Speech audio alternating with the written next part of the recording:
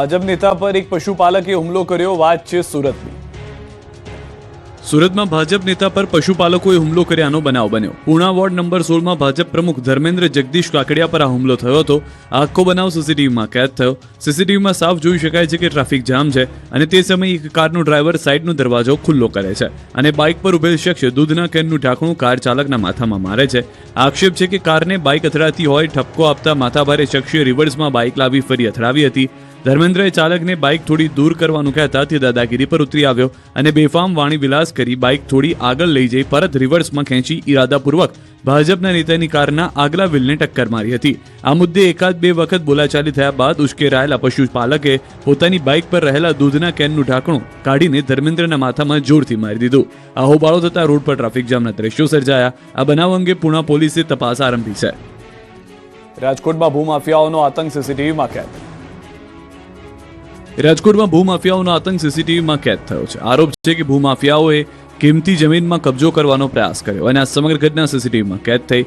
પાળ ગામની survey number 1002 પર ભૂમાફિયાઓની નજર બગડી અને ગેરકાયદે કબજો કરવાનો પ્રયાસ કર્યો.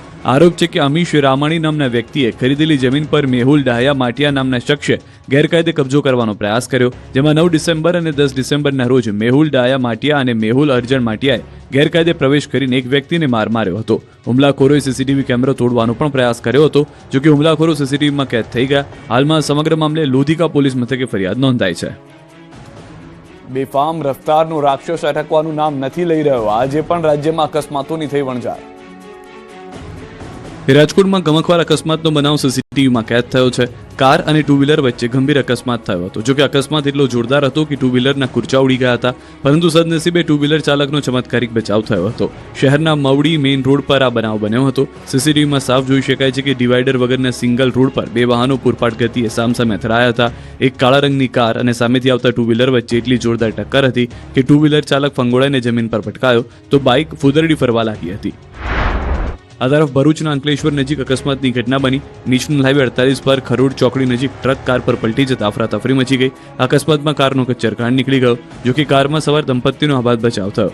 મહિલા હેમખેમ બહાર નીકળી પણ ચાલક વૃદ્ધ કાટમાળમાં ફસાયા, જે બાદ ક્રેનની મદદથી 1.5 કલાકની જહેમત બાદ ચાલકને હેમખેમ બહાર કઢાયા. દાહોદ પોલીસ ભરતીની તૈયારી કરતા 5 યુવકોને નડ્યો અકસ્માત. ગરબાડા તાલુકાના આમલી ગામે બનાવ. બાઇક ચાલકે ટક્કર મારતા બાઇક ચાલક સહિત 7 લોકો ઘાયલ થયા.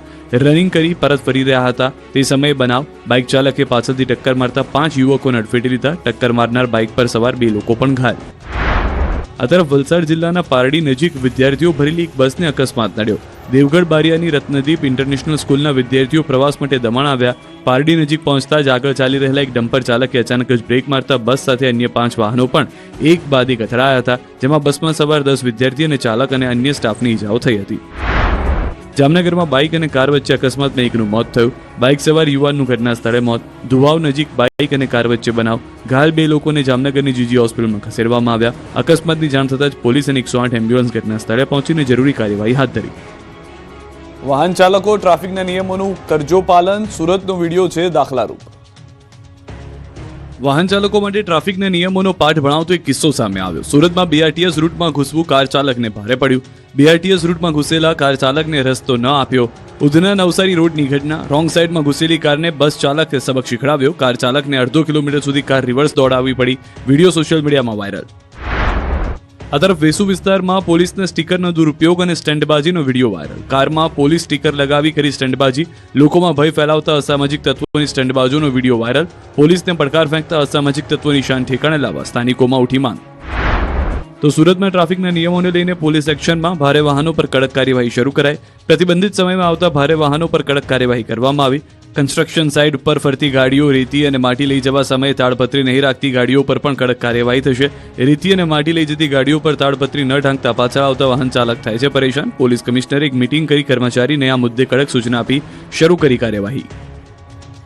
શિકારને ટ્રેપ કરવાની શિકારીની શાતિર ચાલ સીસીટીવીમાં કેદ. સિંહની પાછળ ઢોર.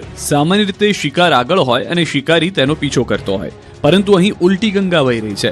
અહીં શિકારી આગળ દોડ મૂકી રહ્યો છે અને પાછળ શિકાર છે. જંગલમાં માહિર શિકારીઓના દાવપેચ ગામની ગલીઓમાં જોવા મળ્યા. આ દ્રશ્યો જે અમરેલીના રાજુલા જાફરાબાદ પંથકના મોટા આગરિયા ગામના, જ્યાં ગામની ગલીઓમાં લાગેલા સીસીટીવીમાં જે દ્રશ્યો કેદ થયા છે તે ચોંકાવનારા છે. સીસીટીવીમાં સાફ જોઈ શકાય છે કે પહેલા બે સિંહણ ગામની ગલીમાં દોડતી દેખાય છે અને તે બાદ વાછરડા સહિત 4 પશુઓ દોડતા દેખાય છે. બસ તેની ઠીક બાદમાં એક સિંહણ પણ ધીમે ધીમે દોડતી દેખાય છે. જોકે ગામમાં લાગેલા સીસીટીવીના એક એંગલથી કેદ થયેલા દ્રશ્યો પરથી એમ લાગે છે કે શિકારી ખુદ શિકારથી ડરીને ભાગી રહ્યા છે. પરંતુ જ્યારે બીજા સીસીટીવીને જોઈએ છીએ તો હકીકત બહાર આવે છે. હકીકતમાં સાવજો શિકારની શોધમાં ગામની શેરીઓમાં પ્રવેશે છે અને તે જ સમયે રાત્રે અફરાતફરી મચી જાય છે. પશુઓ જીવ બચાવવા દોડધામ મચાવી દે છે. હકીકતમાં શિકારને ટ્રેપ કરવા જ શાતિર શિકારીઓની આ ચાલ હતી. ગામની શેરીઓમાંથી ભાગતા પશુઓ છેલ્લે રાજુલા સાવરકુંડલા હાઈવે પર ભાગ્યા હતા, જ્યાં પણ પાછળ શિકારી બે સિંહણ દોડતી દેખાય. રાજુલા પંથકના સિંહના ગામમાં કેદ થયેલા દ્રશ્યો હાલ ચર્ચામાં છે. અમરેલીમાં 2 સ્થળો પર વન્ય પ્રાણીઓની હરકત સીસીટીવીમાં કેદ. અમરેલીના રહેણાંક વિસ્તારમાં જંગલી હિંસક પ્રાણીઓના આટાફેરા સામાન્ય વાત બની ગઈ હોય તેવું લાગે છે. રાજુલાના કેટલાક ગામોમાં આ રીતે જંગલી પ્રાણીઓના આટાફેરા સીસીટીવીમાં કેદ થયા છે, જેમાં અલગ અલગ 2 સ્થળોના વિડીયો સામે આવ્યા. જેમાં રાજુલાના કોવાયા ગામમાં 2 સિંહણ રાત્રિ સમયે આવી પહોંચી હતી. શિકારની શોધમાં આવેલી 2 સિંહણને ગામની શેરીઓમાં રાત્રે તો કંઈ ના મળ્યું, પરંતુ એક ઘરના ઓટલા પર ઠંડીમાં લપેટાઈને આરામ કરતા 2 ગલુડિયા તેમના માટે રમૂજનું સાધન બની ગયા. શિકાર માટે ફરતી 2 સિંહણ શ્વાનના 2 બચ્ચા પાસે પહોંચી ગઈ. આ જોઈ બંને શ્વાનના બચ્ચા દોડધામ કરવા લાગ્યા. જોકે સિંહણ પણ શ્વાનના બચ્ચાઓ સાથે મસ્તી કરતા નજરે પડ્યા. તો બીજો એક વિડીયો રાજુલાના છતડિયા ગામ નજીક મંદિરનો છે. ગામ નજીક મંદિરના એક સોસાયટી પાસે દીપડો દેખાયો હતો. ખૂંખાર દીપડો સોસાયટીની દિવાલ પર છલાંગ લગાવતો હોય તેવો વિડીયો સોશિયલ મીડિયામાં વાયરલ થયો છે. જો તમે એટીએમમાં હોવ અને એ જ સમયે અન્યની એન્ટ્રી થાય તો થઈ જજો સાવધાન. સુરત શહેરમાં ઠગાઈના વધતા બનાવો વચ્ચે પોલીસને મોટી સફળતા મળી છે. ઉધના રોડ ઉપર બાર પર આવેલા એસબીઆઈ બેંકના એટીએમમાંથી ગુપ્ત રીતે પાસવર્ડ જાણી એટીએમ કાર્ડ બદલી ફરિયાદીના ખાતામાંથી રૂપિયા 25,000 ઉપાડી ફરાર થયેલા 2 આરોપીઓને ઉત્તર પ્રદેશના પ્રયાગરાજ અને પ્રતાપગઢ જિલ્લામાંથી ઝડપી પાડવામાં આવ્યા છે. આ ગેંગ ગુપ્ત પાસવર્ડ જોઈ એટીએમ કાર્ડ બદલી રૂપિયા ઉપાડતી હતી. એટીએમમાં લાગેલા સીસીટીવી ફૂટેજના આધારે આરોપીની ઓળખ કરવામાં આવી હતી. પૈસા ઉપાડવા આવતા લોકોને ફોસલાવી નજર ચૂકવી આરોપીઓ પૈસા લઈ લેતા હતા. પોલીસે હાલ બંને આરોપીને ઝડપી કાર્યવાહી હાથ ધરી છે. પોલીસના મતે એટીએમના પૈસાનું વિડ્રોલની જગ્યા પર પટ્ટી મારી દીધી હતી, જેના કારણે કોઈ ગ્રાહક પૈસા કાઢે તો પૈસા વિડ્રો તો થાય પરંતુ બહાર ન આવી શકે. આવી સ્થિતિમાં કોઈ ગ્રાહક એટીએમમાં જાય તો તેને પૈસા બહાર ન આવતા મૂંઝાઈ જતો અને તે સમયે પાછળ ઉભેલો આરોપી મદદ કરવાને બહાને આગળ આવી જતો અને તે જ સમયે તે પાછળ ઉભા રહીને ગ્રાહકના એટીએમનો પિન નંબર જાણી લેતો હતો. સુરતમાં 10 દિવસથી ગુમ બાળકીની ભાળ ન મળતા પોલીસ કામગીરી પર ઉઠ્યા સવાલ. સુરતમાં છેલ્લા 10 દિવસથી સચિન જીઆઈડીસીમાંથી 10 વર્ષની બાળકી રહસ્યમય રીતે ગુમ. આ મામલે પોલીસે અત્યાર સુધીમાં 1000થી વધુ સીસીટીવી તપાસ્યા, પરંતુ સચિન જીઆઈડીસી પોલીસ 10 દિવસ બાદ પણ બાળકી શોધવામાં નિષ્ફળ રહી. પોલીસના મતે થોડા સમય માટે બાળકી એક 45 વર્ષના એક અજાણ્યા પુરુષ સાથે દેખાઈ હતી અને પછી તે બાળકી જબલપુર જતી ટ્રેનમાં એકલી જોવા મળી હતી. જે બાદ ટેકનિકલ ખામીના કારણે જબલપુર બાદની માહિતી પોલીસને મળતી નથી. હાલમાં પોલીસ હ્યુમન સર્વેલન્સ દ્વારા બાળકીની શોધખોળ ચાલુ રાખી છે. એક શ્રમિક પરિવારની આ બાળકી 7 ડિસેમ્બરે સવારે 8 વાગે ઘર નજીક રમતા રમતા અચાનક ગુમ થઈ. સચિન જીઆઈડીસીમાં અગાઉ ગુમ થયેલા 3 બાળકો આજ દિન સુધી લાપતા છે. 23 ઓગસ્ટે મહિલાના આપઘાત બાદ તેના 3 બાળકો હજુ મળ્યા નથી.